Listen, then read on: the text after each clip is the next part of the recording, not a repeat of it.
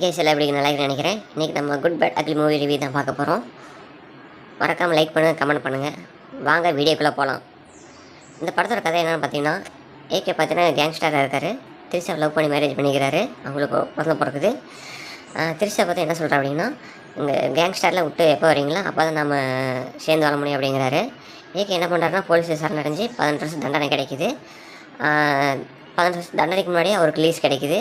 பையனோட பர்த்டேக்கு போய் சர்ப்ரைஸ் கொடுக்கலான்னு போகிறாரு. பையன் பார்த்தீங்கன்னா ஒரு ட்ரக் கேஸில் மாட்டிக்கிறாரு. அந்த ட்ரக் கேஸ்லேருந்து எப்படி ஏகே மீட்டு கொண்டு வராங்கிறது படத்தோட கதை. படத்தை மறக்காம டேரக்டரில் போய் பாருங்கள். ஏகே சூப்பராக ஆக்ட் பண்ணியிருக்காரு. ரவிச்சந்திர டேரக்டர் சூப்பராக டேரக்ட் பண்ணிக்கிற படம் சூப்பராக இருக்குது. அர்ஜுனா சூப்பராக நடிச்சிருக்காரு இந்த படத்தில்.